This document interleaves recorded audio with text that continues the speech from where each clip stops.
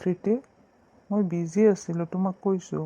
কিনো তোমাৰ ইমান ইম্পৰ্টেণ্ট কাম ওলালো? মোক এনেকৈ খৰধৰকৈ মাতি পঠালা যে? দীপ, তুমি বুজি নাপাবা মোৰ কি হৈছে। তুমি জানানে মোৰ ঘৰত বিয়াৰ কথা চলিছে আৰু মই কিমান টেনশ্যনত আছোঁ তুমি জানানে? বিয়াৰ কথা চলিছে? কিয়? মোক আৰু তোমাৰ কথা দেখোন তোমাৰ ঘৰৰ মানুহে জানে। এতিয়া আকৌ তোমাক বেলেগত বিয়া দিয়াৰ কথা ভাবিছে যে? জানে, কিন্তু জানিলেই হ'ব জানো? তুমি আমাৰ ঘৰত কিবা কৈছা? তুমিতো আমাৰ ঘৰত একো জনোৱা নাই। তুমি যে মোক বিয়া পাতিবা কিবা কৈছা জানো? আৰু তোমাৰ কোনো জব নাই, তুমি বিজনেছে কৰা। আমাৰ ঘৰত বিজনেছ কৰা ল'ৰাক তাত বিয়া দিব কোনো ইচ্ছা নকৰে, কোনেও ইচ্ছা নকৰে। আৰে, সেইটো কিবা কথা নেকি? বিজনেছ কৰা মানুহৰ কি টকা নাথাকিলে খুৱাব নোৱাৰে? মই কি তোমাক খুৱাব নোৱাৰিম? বহুত চাকৰিয়ালতকৈ মই তোমাক বহুত ভালকৈ ৰাখিব পাৰিম।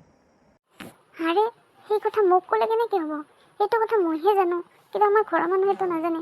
আমাৰ ঘৰৰ মানুহকতো এবাৰ তুমি কৈছোৱা, আগতে ইমান ক'লোঁ তুমি আমাৰ ঘৰলৈ আহা। তুমি সময় মিলাব নোৱাৰা। এতিয়া জোৰ কৰি হাত পালে, মোৰ কাৰণে ল'ৰা চাইছে। নাজানো এতিয়া তুমি কি কৰা। যদি তুমি কিবা কৰিব পাৰা কৰা, নহ'লে মই বেলেগৰ লগত বিয়া হৈ গুচি যাম।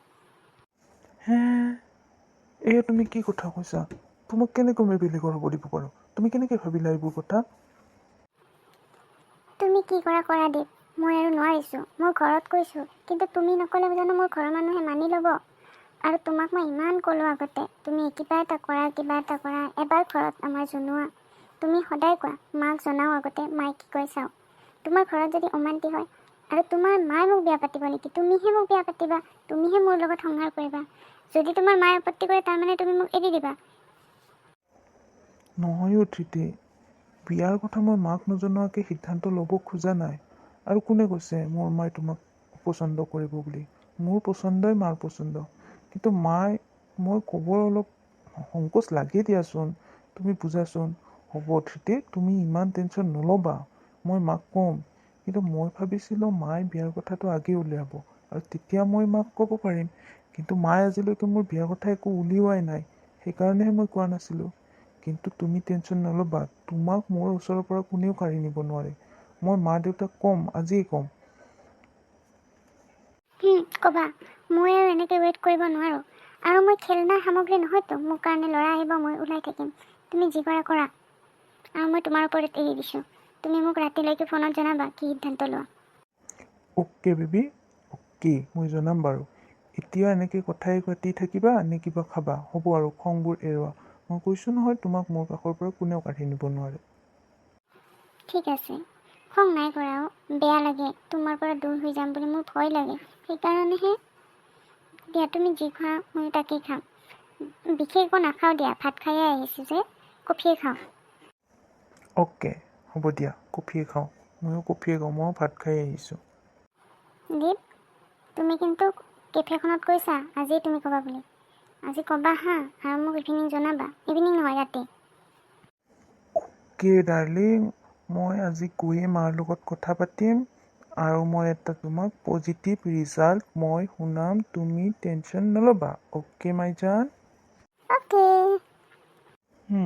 এতিয়া মই তোমাক তিনিআলিটোত নমাই দিম আৰু মই নেক্সট ৰিটাৰ্ণ হৈ যাম হা, মোৰ কাম আছে। সন্ধিয়া 6টা মানত ঘৰ সোমাম। তাৰপিছত মই মাৰ লগত আলোচনা কৰিম, তোমাক তাৰপিছত মই জনাম। নে তোমাক ঘৰৰ সন্মুখত থৈ আহোঁ? কোৱা, আজি গৈ কথাও পাতি আহোঁ। হ'ব, নালাগে। আগতে য'ত থোৱা তাতেই থৈ আহিবা। তুমি একেলগে তোমাৰ মাক লৈ মোৰ ঘৰলৈকে আহিবা আৰু মোক দেউতাৰ ওচৰত বিচাৰিবা। এতিয়া আগতে গৈ তুমি ওস্তাদি দেখাব নালাগে। অ'কে বোলা, তাতেই থ'ম বোলা। খং তাই, চোৱা আকৌ। চিঠি পালোঁ দিয়া, তোমাৰ ঘৰ পালোঁ আৰু।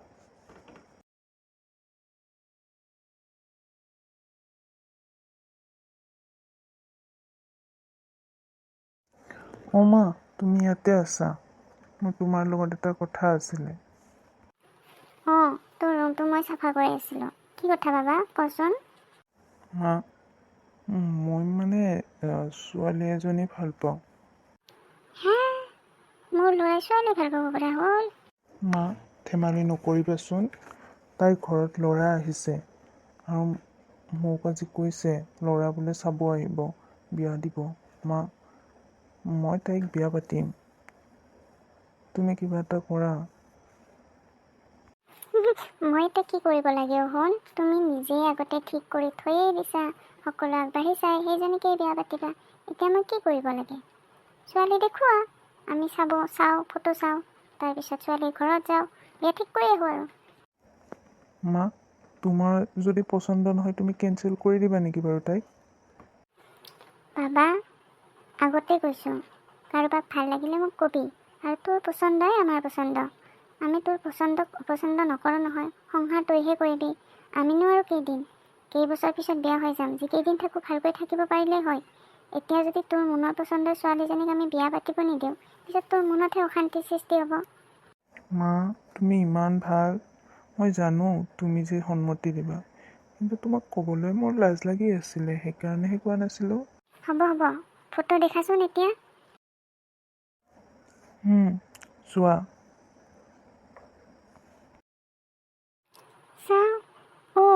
বৰ ধুনীয়া দেখোন। হ'ব দে, আজি মই দেউতাৰ লগত কথা পাতোঁ। দেউতা যিদিনা ফ্ৰী হয় সেইদিনা আমি ছোৱালীজনীৰ ঘৰলৈকে যাম, আৰু তই ছোৱালীজনীক জনাই দিবি। কি নামো তাইৰ? ঠিক আছে মা, মই এতিয়াই কৰোঁ বা। তাইৰ নাম ধৃতি। ঠিক আছে, দেউতা আহি লওক, মই তাৰপিছত দেউতাৰ লগত কথা পাতি কোনদিনা যাব পাৰোঁ তোক জনাই দিম দে। আৰু এতিয়া কিমান ফটোটোৱে দেখাই থাকিবি নেকি? হ'ব দে, থৈ দে আৰু মোবাইলটো। থৈছোঁ দিয়া। হেল্ল' ধৃতি, কি কৰিছা? কি কৰিম আৰু, এনেই আছোঁ ৰ'বা। তুমি কি কৰিছা? কি কৰিবা আৰু, ময়ো এনেই আছোঁ। অলপ ওলাই আহিছোঁ নদীৰ ওচৰলৈ, ফ্ৰেছ হাৱা ল'বলৈ। আৰু তোমাক কথা এটা ক'ব আছে নহয়, মোৰ কামটো সোনকালে শেষ হ'ল, সেইকাৰণে মই সোনকাল ঘৰলৈ উভতি আহি মাৰ লগত কথাটো আলোচনা কৰিলোঁ। মায়ে জানা তোমাক খুব পচন্দ কৰিছে, আৰু ৰাতি দেউতাৰ লগত আলোচনা কৰি তোমালোকৰ ঘৰলৈ 2 এদিনতে যাব বোলে, মোক ক'ব কৈছে। কি কোৱা, সঁচা নেকি? দীপ, তুমি ইমান ভাল। মই জানা বহুত টেনশ্যনত আছিলোঁ।